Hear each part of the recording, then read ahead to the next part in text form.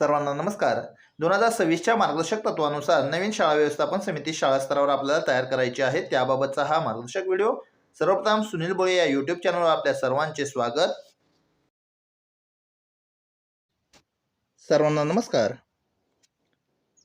प्राथमिक शिक्षण संचालनालय यांचा दिनांक 17 जुलै 2026च्या JR शाळेत असलेली जी शाळा व्यवस्थापन समिती पूर्वीची होती ती शाळा व्यवस्थापन समिती आता रद्द करण्यात येत आहे आणि आपल्याला सध्या शाळा व्यवस्थापन समिती नवीन शाळा व्यवस्थापन समिती आपल्या शाळा स्तरावर स्थापन करायची आहे. मग ही शाळा व्यवस्थापन समिती तयार करण्यासाठी आपल्याला कोणते निकष आहेत, त्यांच्या निवडून आलेल्या सदस्यांमधून अध्यक्ष कोणाला करायचा आहे, त्यांच्या भूमिका काय, त्यांची कार्य काय, ते आपण या व्हिडिओ मार्फत पाहणार आहोत. शाळा व्यवस्थापन समिती शालेय शिक्षणात लोकसहभाग वाढविण्यासाठी राष्ट्रीय शैक्षणिक धोरण 2020, समग्र शिक्षा अभियान आणि शिक्षणाचा अधिकार कायदा 2009 यांनी विकेंद्रित प्रशासनाचा एक महत्त्वाचा घटक म्हणून शाळा व्यवस्थापन समितीच्या स्थापनेवर भर दिलेला आहे. सामाजिक एकत्रीकरणाचा मुख्य आधार शाळा व्यवस्थापन समिती विकेंद्रित शालेय प्रशासनाला बळकट करते आणि शालेय शिक्षणाला आकार देण्यासाठी व त्यात सुधारणा करण्यासाठी सक्रियपणे सहभागी होण्यास समुदायाला सक्षम करते. राष्ट्रीय शैक्षणिक धोरण 2020, समग्र शिक्षा अभियान, शिक्षणाचा अधिकार कायदा 2009 आणि शालेय शिक्षण मंत्रालयाची सर्व शिक्षा अभियान, राष्ट्रीय माध्यमिक शिक्षा अभियान इत्यादी मधील पूर्व मार्गदर्शक तत्वे विचारात घेऊन शाळा व्यवस्थापन समित्यामधील खालील मार्गदर्शक तत्वे जारी करण्यात येत आहेत. ही मार्गदर्शक तत्वे पूर्वीची सर्व मार्गदर्शक तत्वे आणि सूचना अधिक्रमित करून लागू करण्यात येत आहेत. या ओळीचा अर्थ काय होतोय तर यापूर्वी असलेली जी काही शाळा व्यवस्थापन समिती आहे ती आता रद्द करण्यात येत आहे आणि त्यांची कामे, त्यांची निकष, निवडी सर्व रद्द करून आता या मार्गदर्शक तत्वानुसार आपण सर्व काही नवीन करायचं आहे, नवीन निवडायचं आहे. हे मार्गदर्शक तत्वे राज्य केंद्रशासित प्रदेशातील शालेय स्तरावरील प्रशासन यंत्रणा अधिक बळकट करण्यासाठी आणि समावेशक, सहभागी व उत्तरदायी शिक्षणाच्या राष्ट्रीय दृष्टिकोनाशी स्थानिक नियम व कार्यपद्धती सुसंगत करण्यासाठी एक संदर्भ आराखडा म्हणून उपयुक्त ठरतील. प्रत्येक शाळेने शैक्षणिक वर्ष सुरू झाल्यापासून 1 महिन्याच्या आत शाळा व्यवस्थापन समितीची स्थापना करावी. 2. राज्य आणि केंद्रशासित प्रदेशांना अशी शिफारस करण्यात येते की त्यांनी शाळा व्यवस्थापन विकास समितीऐवजी म्हणजेच SMDC माध्यमिक शाळासह इयत्ता 12वी पर्यंत प्रत्येक शाळेत शाळा व्यवस्थापन समिती स्थापन करावी. यापूर्वी जिल्हा परिषद शाळांमध्ये शाळा व्यवस्थापन समिती होती आणि माध्यमिक स्तरावर शाळा व्यवस्थापन विकास समिती म्हणजेच SMDC होती. तर आता तसं न करता इयत्ता 1ली ते 12वी पर्यंतच्या सर्व शाळेमध्ये शाळा व्यवस्थापन समिती स्थापन करायची आहे. यामध्ये अधिकारी, विद्यार्थ्यांचे पालक, पालनकर्ता, स्थानिक प्राधिकरणांचे प्रतिनिधी, शिक्षण तज्ज्ञ, विषय तज्ज्ञ, शाळेचे माजी विद्यार्थी आणि वंचित घटकाचे प्रतिनिधी यांचा समावेश असेल. समितीतील सदस्यांची संख्या मुलांच्या पटसंख्येच्या आधारावर निश्चित केली जाऊ शकते. 100 विद्यार्थ्यापर्यंत 12 ते 15 सदस्यांची आपल्याला शाळा व्यवस्थापन समिती तयार करायची आहे. 100 ते 500 विद्यार्थ्यापर्यंत 15 ते 20 सदस्यांची शाळा व्यवस्थापन समिती आणि 500 पेक्षा जास्त विद्यार्थी संख्या असेल तर 20 ते 25 सदस्यांची शाळा व्यवस्थापन समिती आपल्याला तयार करायची आहे. ही समिती तयार करत असताना निवडीचे निकष कोणते आहेत ते पाहूया. शाळा व्यवस्थापन समितीच्या एकूण सदस्य संख्येपैकी 75% सदस्य मुलांच्या पालकामधून किंवा पालनकर्त्यामधून असतील. 2. सदस्य संख्येपैकी उर्वरित 25% सदस्य खालील व्यक्तीपैकी असतील. 1. स्थानिक प्राधिकरणाने निश्चित केलेले निवडून आलेल्या सदस्यापैकी 1/3 सदस्य. B. शाळेतील शिक्षकांनी निश्चित केलेले शाळेतील शिक्षकामधील 1/3 सदस्य. C.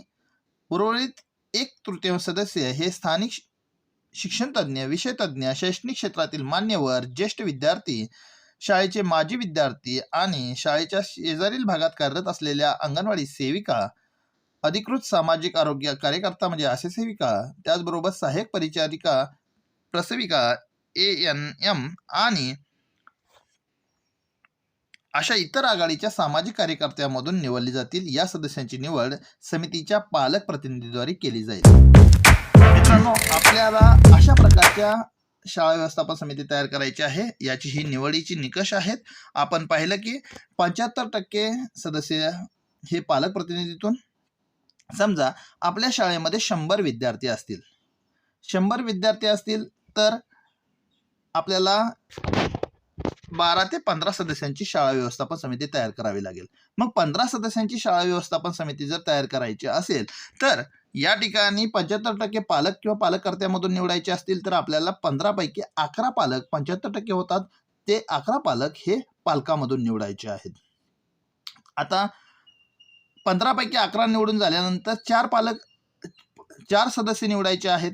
त्यामध्ये स्थानिक प्राधिकरणाने निश्चित केलेले निवडून आलेले सदस्य म्हणजेच ग्रामपंचायत सदस्य किंवा महानगरपालिका, नगरपालिका जे काही तुम्ही ज्या क्षेत्रात असाल त्या ठिकाणी असलेल्या स्थानिक स्वराज्य संस्थेचे प्रतिनिधी आपल्याला 1 सदस्य म्हणून घ्यायचे आहेत. 11 पालक, 12 स्थानिक प्रतिनिधी, 13 शाळेतील शिक्षकातील 1 प्रतिनिधी म्हणजे झाले 13.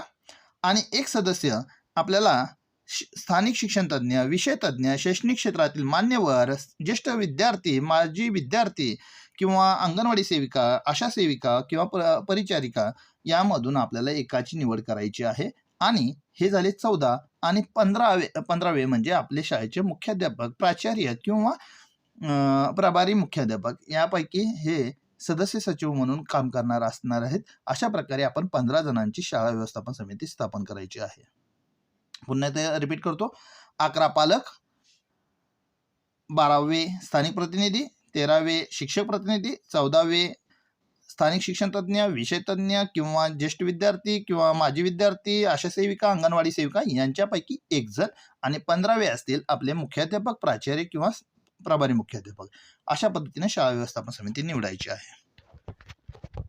यामध्ये आणखी एक गोष्ट म्हणजे SMC मधील सदस्यांच्या एकूण संख्येच्या 50% महिला असाव्यात. आणि दुसरा मुद्दा आहे सामाजिक आणि आर्थिकदृष्ट्या मागासलेले गट म्हणजेच SC, ST, OBC इत्यादी आणि विशेष गरजा असणारी मुले यांच्या पालकांना किंवा पालनकर्त्यांना या समितीत योग्य प्रतिनिधित्व दिले जाईल. म्हणजे आता जे 15 सदस्यांची आपण समिती निवडत आहात यामध्ये कमीत कमी 7 किंवा 8 या महिला प्रतिनिधी असायला हव्यात. आणि दुसरा मुद्दा आहे ह्या 15 सदस्यामध्ये आपल्या शाळेमध्ये जे काही SC, ST, OBCचे विद्यार्थी आहेत किंवा विशेष गरजा CWSN विद्यार्थी असेल तर अशा विद्यार्थ्यांच्या पालकांना सुद्धा या समितीमध्ये आपल्याला प्रतिनिधित्व द्यायचं आहे. आपली रचना कशी असावी पहा. अध्यक्ष हे पालकामधून जे 11 सदस्य निवडलेले आहेत अशा 11 सदस्यापैकी 1 जण हा अध्यक्ष असतील. 11 जणांनी आपल्यापैकी एकाला अध्यक्ष निवडायचा आहे. 2 11 सदस्य जे पालक असतील त्या पालकांमधीलच एक व्यक्ती म्हणजे उपाध्यक्ष असेल.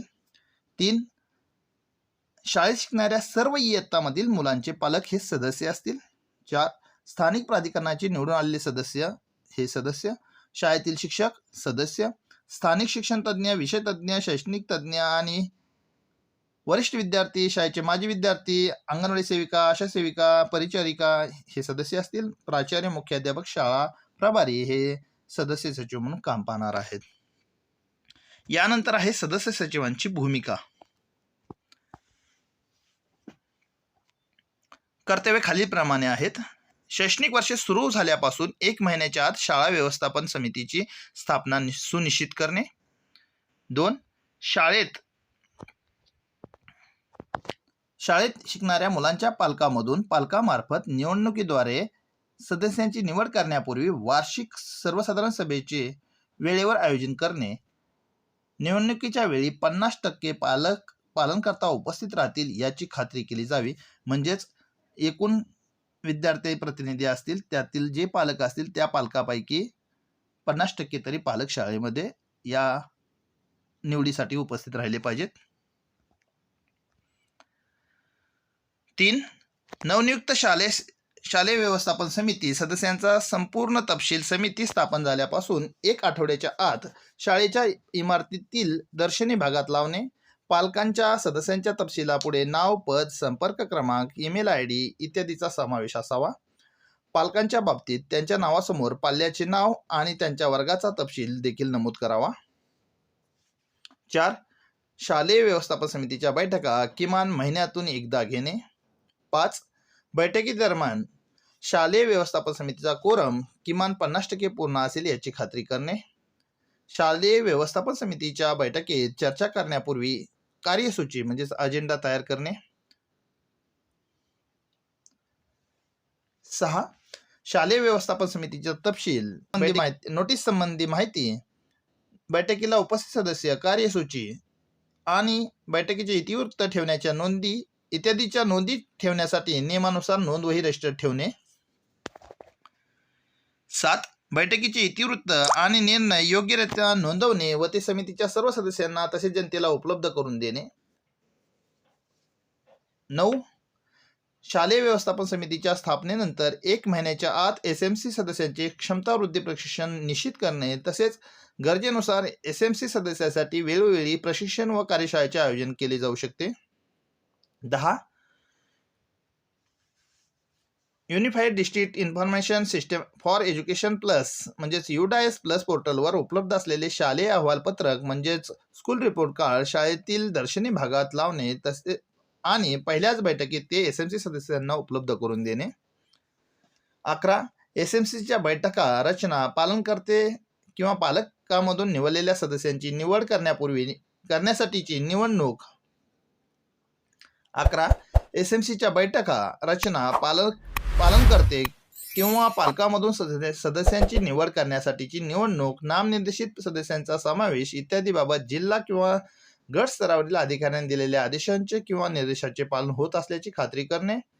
12. शाळा प्रमुख किंवा जिल्हा शिक्षण अधिकारी किंवा कोणत्याही उच्च प्राधिकरणाने सोपवलेली इतर कोणतीही जबाबदारी पार पाडणे. अशी ही सदस्य सचिवाची कामे आहेत. यांचा पदावधी म्हणजेच ह्या शाळा व्यवस्थापन समिती एकदा निर्माण झाल्यानंतर तिचा कालावधी किती आहे तर SMC सदस्यांचा कार्यकाल हा 2 वर्षाचा असेल. नवीन समितीची या शाळा व्यवस्थापन समितीच्या सदस्यांचा पदावधी म्हणजेच काय कालावधी. SMC कार्यकाळात सदस्यांचा कार्यकाल 2 वर्षाचा असेल. नवीन समितीची पुनर्रचना होईपर्यंत SMC 2 वर्षाच्या कार्यकाळापलीकडे आपले काम सुरू ठेवू शकते. नवीन समिती स्थापन करण्याची प्रक्रिया शक्यतो SMCचा कार्यकाळ संपण्यापूर्वी सुरू करावी जेणेकरून SMCच्या कामात खंड पडणार नाही.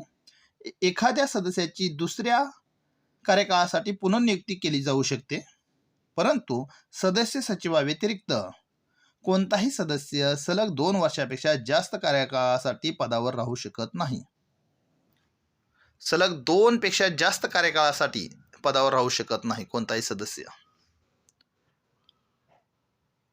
म्हणजे सलग 2 शाळा व्यवस्थापन समितीमध्ये तो सदस्य म्हणून काम करू शकतो, पण तिसऱ्या निवडीच्या वेळेला त्या सदस्याला निवड होऊ शकत नाही. शाळा व्यवस्थापन समिती सदस्यांचा कार्यकाल खालील परिस्थितीत संपुष्टात येईल. A. पालककर्ता सदस्याचे अपत्य शाळा सोडून गेल्यास. B. फौजदारी गुन्ह्याखाली किंवा अन्य कोणत्याही कारणास्तव सदस्याची झालेली स्थानबद्धता किंवा दोषसिद्धी. C. सदस्याचे ब्लॉक किंवा जिल्ह्यातून झालेले स्थलांतर. D. सदस्याचा आकस्मिक मृत्यू. E. जर एखादा सदस्य पूर्वसूचनेशिवाय सलग 4 बैठकींना गैरहजर राहिला असेल तर. 2. मुद्दा 1 मध्ये नमूद केलेल्या कोणत्याही कारणामुळे निर्माण झालेली कोणतीही तात्पुरती रिक्त जागा अंमलबजावणी प्राधिकरण किंवा राज्य सरकारने विहित केलेल्या कार्यपद्धतीनुसार भरली जाईल. जर एखाद्या सदस्यानं आपला राजीनामा दिला किंवा वरील कारणास्तव पद रिक्त राहिलं तर पुन्हा आपल्याला निवड ही पालक सभेमधून करायची आहे. SMCच्या पालनकर्ता सदस्याची निवड प्रक्रिया. शालेय व्यवस्थापन समितीतील SMC पालक किंवा पालक सदस्याची निवड ही लोकशाही, पारदर्शक आणि सर्वसमावेशक पद्धतीने केली जाईल जेणेकरून शालेय प्रशासनामध्ये समुदायांचा अर्थपूर्ण सहभाग सुनिश्चित होईल. राज्य किंवा केंद्रशासित प्रदेश त्यांच्या संबंधित नियमानुसार किंवा आदेशानुसार SMC सदस्याची निवड आणि नामांकनासाठी स्वतःची सविस्तर प्रक्रिया विहित करू शकतात. खाली दिलेली निवडणूक प्रक्रिया केवळ मार्गदर्शक स्वरूपाची आहे. 1. शैक्षणिक वर्षाच्या सुरुवातीला शाळेचे प्रमुख सर्व प्रवेशित मुलांच्या पालकांना आणि पालकांना संबंधित राज्य केंद्र शासनाने विहित केलेल्या निकषानुसार निवडणूक आयोजित करण्याचे वेळापत्रक आणि प्रक्रिया स्पष्टपणे नमूद केलेली असेल अशा सूचना जारी करून निवडणूक प्रक्रिया सुरू करतील. 2. प्रवेशित प्रत्येक बालकाचे फक्त एकच पालनकर्ता ज्याचे नाव प्रवेश अर्जात आधीच नोंदवलेले आहे निवडणुकीत भाग घेण्यास पात्र असतील. हा महत्त्वाचा मुद्दा आहे. पालक किंवा पालककर्ता म्हणून त्या विद्यार्थ्यांना प्रवेश घेताना ज्या पालकाचं नाव आपण लिहिलेलं आहे अशाच नाव लिहिलेल्या व्यक्तीलाच निवडणुकीत भाग घेता येतो, तो पात्र असेल. 2. पालक किंवा पालक स्वतःचे किंवा शाळा समुदायातील इतर पात्र किंवा इच्छुक पालकांचे नामांकन करू शकतात. यामध्ये वंचित, अल्पसंख्याक आणि विशेष गरजा असणाऱ्या पालकांचे पुरेसे प्रतिनिधित्व, महिलांचे 50% प्रतिनिधित्व आणि शाळेतील सर्व इयत्तांचे प्रतिनिधित्व सुनिश्चित केले जाईल. 4. उमेदवाराची संख्या विहित जागांच्या संख्येपेक्षा जास्त असल्यास हात उंचावून किंवा आवाजी मतदानाद्वारे निवडणूक घेतली जाईल. तथापि कोणताही वाद किंवा अनुत्तरित संघर्ष निर्माण झाल्यास निपक्षता सुनिश्चित करण्यासाठी गुप्त मतदानाचा अवलंब केला जाऊ शकतो.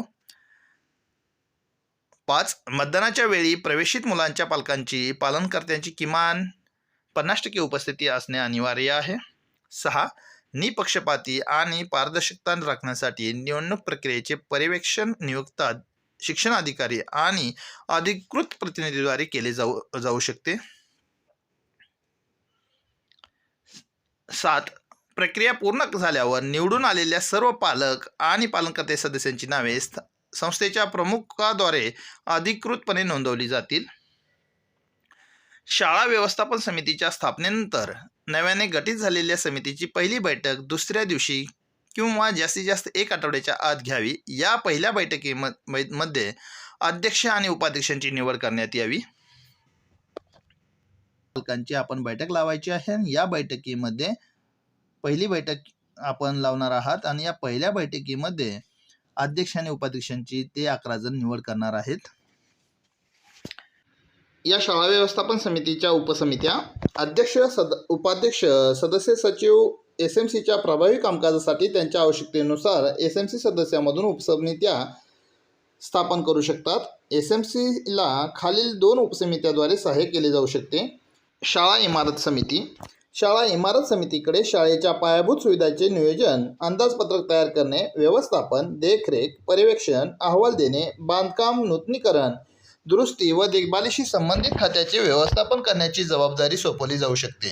ही समिती सुरक्षितता, बालस्नेही व लिंग संवेदनशील सुविधा, सार्वत्रिक सुलभता आणि विहित आर्थिक व तांत्रिक मानकांचे पालन सुनिश्चित करू शकते.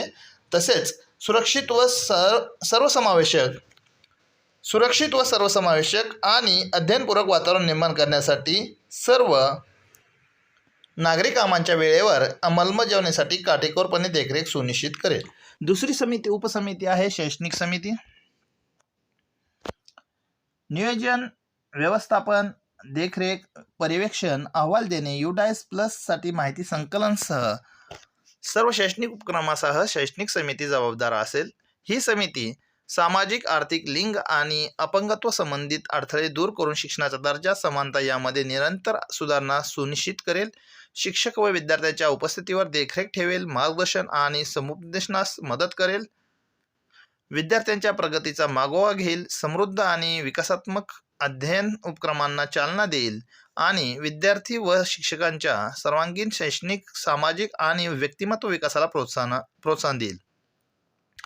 या जबाबदाऱ्या पार पाडून ही समिती विद्यार्थ्यांची प्रगती आणि शालेय परिसंस्थेच्या सर्वांगीण शैक्षणिक आरोग्याची मुख्य संरक्षक म्हणून कार्य करेल.